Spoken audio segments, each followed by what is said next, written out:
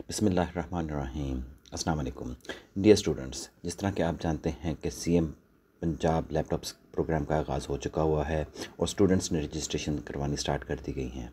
इस स्कीम के थ्रू आप सारे स्टूडेंट्स को कोर i7 13 जनरेशन के सिस्टम्स जो हैं वो अवार्ड होंगे और जिसके अंदर SSD हार्ड और हाईएस्ट स्पीड रैम भी अवेलेबल है। मेरा नाम मुश्तबा अली कुंदल है और मैं पंजाब यूनिवर्सिटी में एज आ सुपर फोकल पर्सन सर्विसेज दे रहा हूँ। आज इस वीडियो में मैं आपको 3 चीज़ों के लिए ब्रीफ करूँगा। That is how to check your status. जो आपने अपनी एप्लीकेशन सबमिट कर दी है उसका स्टेटस आप किस तरीके से चेक कर सकते हैं। मोर ओवर, अगर आपने कोई करेक्शन देख ली है कि आपने जो एप्लीकेशन सबमिट की है उसके अंदर कोई करेक्शन है तो वो करेक्शन आप किस तरीके से परफॉर्म कर सकते हैं। और एक बड़ा जर्नल इशू चल रहा है जो कि स्टूडेंट्स के साथ आ रहा है, that is wrong email address. मतलब स्टूडेंट्स ने अपनी एप्लीकेशन सबमिट करने लगे हैं, ईमेल एड्रेस रजिस्ट्रेशन के टाइम पे उन्होंने कोई भी गलत कर दिया है जिसके अंदर उन्होंने डिजिट ज़्यादा डाल दिया है या @ का साइन या डॉट ज़्यादा कर दी हैं तो आपको ईमेल रिसीव नहीं होती। जो OTP है वो सिर्फ आपको ईमेल पर रिसीव होता है। तो इस किस्म के इश्यूज़ जो हैं वो किस तरह फेस किए जा सकते हैं, उनको आपने किस तरह सॉल्व करना है। मैं वेबसाइट पे आता हूँ। मैंने यहाँ पे एक एप्लीकेशन सबमिट की थी, रॉन्ग एप्लीकेशन, डमी एप्लीकेशन, जो कि आपने लास्ट वीडियो में भी देखी थी। तो मैं उसी को साइन इन करता हूँ और वहाँ पे देखता हूँ कि मेरी एप्लीकेशन का स्टेटस क्या चल रहा है। तो यहाँ पे हम साइन इन करते हैं और ये साइन इन हमें याद है कि हमने क्या यूज़र नेम और पासवर्ड रखे हुए थे। यूज़र नेम मेरा CNAC था, पासवर्ड देना है और यहाँ पे मैंने उसका कैप्चा देने के बाद लॉगिन कर लिया है। यहाँ पे देखिए, लॉगिन करने के बाद आप अपनी एप्लीकेशन का स्टेटस देख सकते हैं। लास्ट वीडियो में मैंने बताया था कि आपके एप्लीकेशन के स्टेटसेस ये हो सकते हैं। पेंडिंग के अभी वो देखी नहीं गई है, उसको भी कुछ भी उसके ऊपर कोई भी एक्शन परफॉर्म नहीं किया गया है। वेरीफाइड मीन्स कि वो आपकी एप्लीकेशन का सारा डाटा चेक करके उसको वेरीफाई कर दिया गया है और आप अगले फेज़ में पहुंच गए हैं। दैन हमारे पास आ जाता है नॉट वेरीफाइड, यानी आपकी एप्लीकेशन जो है वो आपके इंस्टीट्यूट ने, आपकी यूनिवर्सिटी ने नॉन वेरीफाई कर दी है कि इसके अंदर कोई ना कोई करेक्शन रिक्वायर्ड है या आपने कोई डॉक्यूमेंट सही अपलोड नहीं किया है। स्टेटस वाला जो स्टेटस है, सेलेक्टेड वाला स्टेटस आपकी एप्लीकेशन में वो कुछ अरसे के बाद आएगा जब ये एप्लीकेशंस वेरीफाइड हो जाएंगी और अगला प्रोसेस स्टार्ट होगा। तो इस सेलेक्टेड के लिए हम अभी थोड़ा सा इंतज़ार करेंगे। हम अभी सिर्फ चेक करते हैं कि ये पेंडिंग और नॉट वेरीफाइड को क्या करना है। अगर आपकी एप्लीकेशन का स्टेटस यहाँ पे पेंडिंग लिखा हुआ आ रहा है तो दैट मीन्स कि अभी कोई एक्शन परफॉर्म नहीं हुआ। यहाँ पे मेरी एप्लीकेशन का स्टेटस आ रहा है नॉट वेरीफाइड रिटर्न, यानी मेरी एप्लीकेशन को चेक किया गया और उसके अंदर कोई ना कोई करेक्शन मुझे रिसीव हुई है। अगर मेरी एप्लीकेशन नॉट वेरीफाइड होती है तो मैं एक ईमेल भी रिसीव करूँगा जो कि मुझे मेरी यूनिवर्सिटी की तरफ से आई होगी और इसके अंदर प्रॉपर रीज़न लिखी होगी कि मेरी एप्लीकेशन को किस वजह से नॉट वेरीफाइड किया गया है, ताकि मैं वो वाले डॉक्यूमेंट्स इसके साथ अटैच करूँ। ईमेल पढ़ने के बाद मैं अपना लॉगिन करूँगा और यहाँ पे मेरे पास नॉट वेरीफाइड रिटर्न के आगे 2 बटन हैं। एक तो वही डाउनलोड का, जहाँ पे मैं अपनी एप्लीकेशन को PDF के अंदर डाउनलोड कर सकता हूँ और मैं देख सकता हूँ कि मेरे पास इसमें क्या करेक्शन रिक्वायर्ड थी। मैंने अपनी एप्लीकेशन ओपन की और मैं सारी इन्फॉर्मेशन को दोबारा थॉरली पढ़ूँगा ताकि मुझे अपनी करेक्शन को पता चल जाए। मोर ओवर, वो जो मुझे ईमेल रिसीव हुई होगी मैं उस ईमेल को ओपन करूँगा और वहाँ पे देखूँगा जो करेक्शन रिक्वायर्ड है उसके मुताबिक जिस फील्ड में कहा गया है मैं उसको चेंज करूँगा। अगर मुझे अपनी चेंज का पता चल गया है जो मैंने ईमेल में पढ़ी थी तो मैं यहाँ पे फिर मेरे पास एक बटन आएगा, दैट इज़ एडिट एप्लीकेशन, यानी मैं अपनी एप्लीकेशन को एडिट कर सकता हूँ। जैसे ही मैं इस पर क्लिक करूँगा तो मेरे पास फिर वही 5 स्टेप्स आ जाएंगे जिसके ऊपर मैंने अपनी एप्लीकेशन सबमिट की थी। इसमें तकरीबन सारे फील्ड्स जो हैं वो एडिटेबल हैं अदर दैन योर CNIC। आप अपने CNIC को चेंज नहीं कर सकते हैं। इन केस अगर आपको लगता है कि आपने CNIC गलत डाल दिया है जो कि आप अपनी इस एप्लीकेशन से देख सकते थे, तो फिर आप एक नई एप्लीकेशन सबमिट कर दें जो कि आप अपने करेक्ट CNIC से करेंगे, क्योंकि आपकी ये गलत CNIC वाली एप्लीकेशन हर सूरत रिजेक्ट हो जाएगी। आपने बिल्कुल ध्यान रखना है कि जब आप अपनी एप्लीकेशन सबमिट कर रहे हों, आपने अपना CNIC यूज़ करना है, ना अपने वालिद का और ना ही आपने अपनी वालदा का और ना ही किसी सिबलिंग्स का। सिर्फ अपना CNIC यूज़ करना है और उसी में अपनी एप्लीकेशन सबमिट करनी है, क्योंकि ये एडिटेबल नहीं है। बाकी तकरीबन सारी फील्ड्स हमारे पास एडिटेबल आ जाती हैं। यहाँ पे देखें जी, हमारे पास यूनिवर्सिटी की डिटेल भी आ गई है। मैंने आप सारे स्टूडेंट्स को रिक्वेस्ट की थी कि जो यूनिवर्सिटी का रजिस्ट्रेशन नंबर जो कि अभी आपको शायद मौसूल नहीं हुआ है, वहाँ पे आपने किस पैटर्न के ऊपर जो है वो अपना रजिस्ट्रेशन नंबर ऐड करना है, ताकि आपको इजीली आइडेंटिफाई किया जा सके। उसके लिए आप मेरी पिछली वाली वीडियो जो है उसका रजिस्ट्रेशन नंबर का पोर्शन जो है वो दोबारा देख सकते हैं, जिसमें एक हेल्पिंग डॉक्यूमेंट भी अवेलेबल था जी। जब आप ये वाली सारे विंडो ओपन कर लेंगे तो इसमें आप हर फील्ड को दोबारा एडिट कर सकते हैं।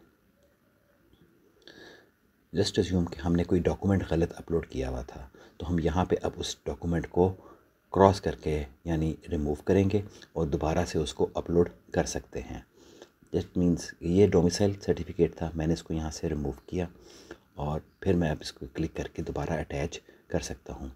मेक श्योर कि आप अब एक सही डॉक्यूमेंट अटैच कर रहे होंगे, क्योंकि दोबारा इसको आप रिमूव नहीं कर सकते हैं। और मोर ओवर आप अपनी ये एप्लीकेशन सिर्फ एक दफ़ा ही एडिट कर सकते हैं, उसके बाद आपके पास एडिट की ऑप्शन नहीं होगी। मींस कि अगर आपने एफिडेविट गलत लगा दिया था, और बहुत ज़्यादा स्टूडेंट्स के साथ ये इशू आ रहा है कि वो एफिडेविट गलत सबमिट कर रहे हैं। आपको मैंने लास्ट वीडियो में भी बताया था कि वो जो सैम्पल एक एफिडेविट रखा है, उस एफिडेविट के ऊपर आपने चेंजेस करनी हैं। जो फील्ड्स मैंने बोल्ड और अंडरलाइन की हुई हैं उनको चेंज करें, वहाँ पे अपनी रिक्वायर्ड इन्फॉर्मेशन लिखें और उसका प्रिंट आउट आपने 50 और 100 रुपीज़ के स्टाम्प पेपर पे लेना है। जी हाँ, बिल्कुल सही ओरिजिनल स्टाम्प पेपर लेना है, जो कि आपके नाम पे होगा, वेरीफाइडेबल होगा। उसके ऊपर आपने उस डॉक्यूमेंट का प्रिंट लेना है, उसके ऊपर आपने साइन करने हैं, अपना थंब लगाना है और उसको विटनेस करवाना है। विटनेस में आपके वालिद वालदा जो हैं वो नहीं आएंगे, उसके अलावा आप किसी से भी करवा सकते हैं। वो लाजमी नहीं है कि किसी गज़ेटेड ऑफिसर से करवाया जाए, उसमें आपका कोई ना कोई अंकल भी करा सकता है। जो पैटर्न होनहार स्कॉलरशिप में यूज़ किया गया था वही आपको करना है।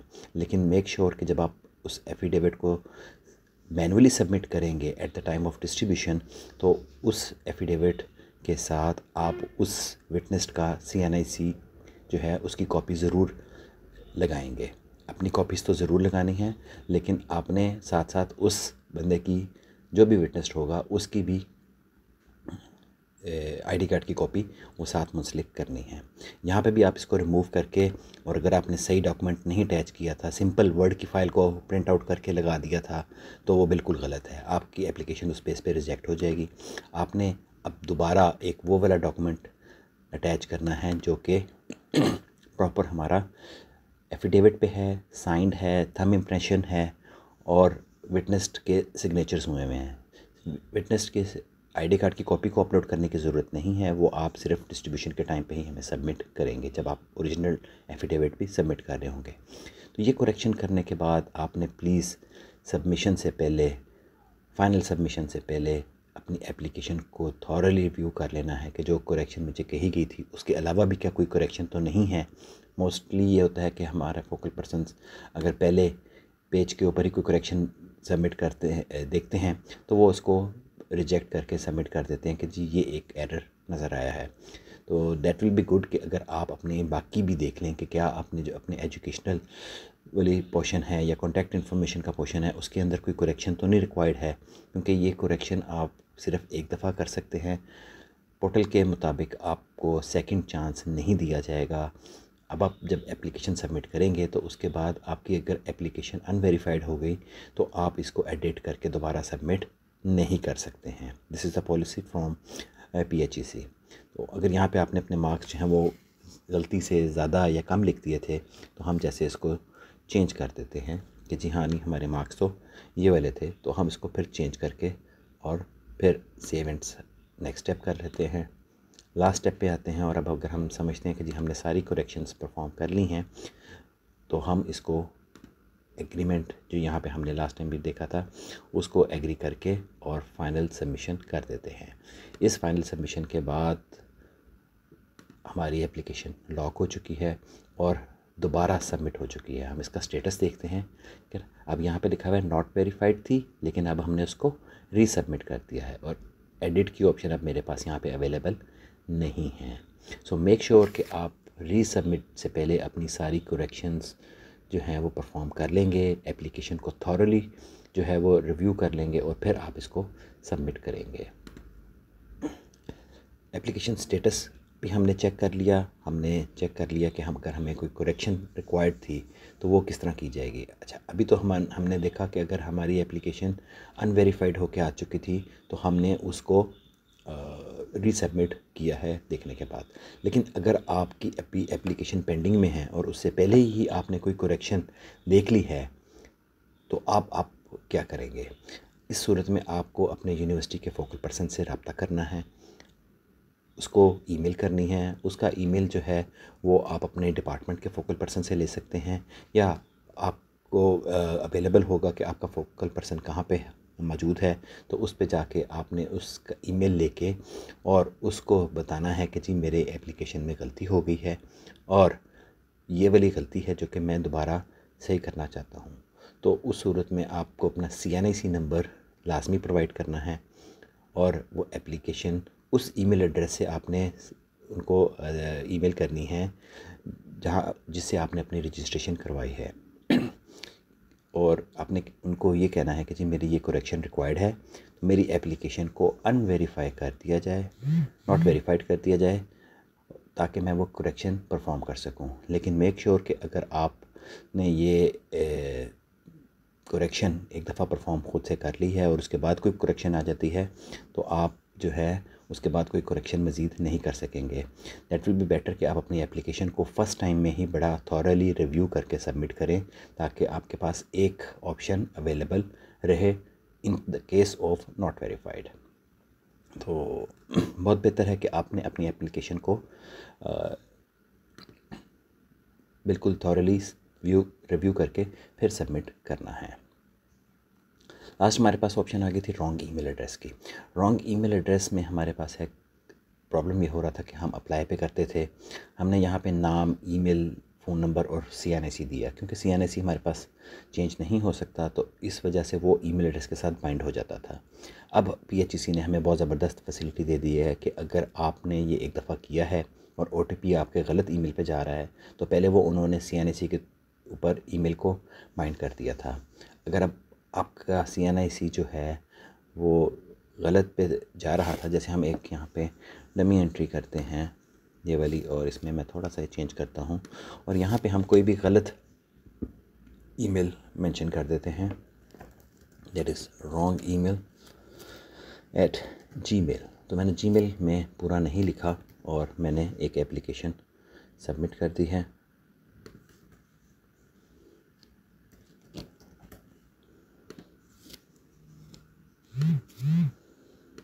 पासवर्ड हम मेंशन करते हैं,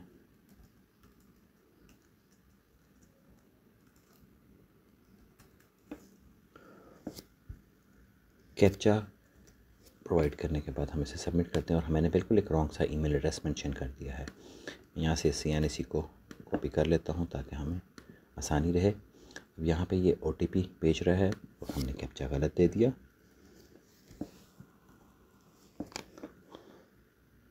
दोबारा सबमिट करते हैं क्योंकि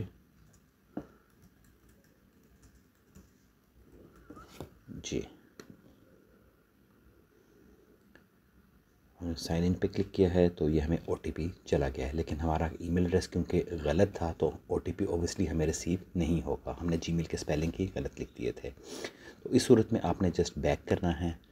बैक इसलिए कि वहाँ पे ईमेल एड्रेस ऊपर लिखा हुआ आ रहा था कि जी इसमें मेल में चली गई है और आपने देखा जी वो गलत है, तो बैक करने के बाद आपने दोबारा उसी तरह अपनी एप्लीकेशन को सबमिट करना है। ये हमारी पुरानी सारी इन्फॉर्मेशन आ रही थी तो हम इसको यहाँ से चेंज करते हैं, करेक्ट email @gmail.com।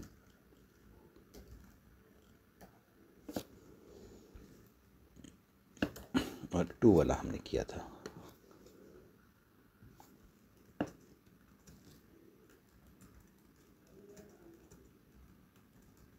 यहाँ पे हम दोबारा कैप्चा देंगे और अब हम इसको साइन अप पे क्लिक करेंगे। तो अब ये देखिएगा वही सियानी सी है, लेकिन दोबारा उसने OTP सेंड कर दिया है इस करेक्ट ईमेल एड्रेस पे। तो जिनको ये इश्यूज़ आ रहे थे, अब ये इशू जो है वो PHC की तरफ से सॉल्व कर दिया गया है। आप इस तरीके से कर सकते हैं। लाजमी नहीं है कि आपने बैक ही करना था, आप बिल्कुल शुरू वाले स्टेप से भी इसको कि जी यहाँ पे आप अप्लाई का बटन क्लिक करके दोबारा से भी इसको कर सकते हैं। तो ये सारी इन्फॉर्मेशन आपके पास उसी तरह अपडेट हो जाएगी।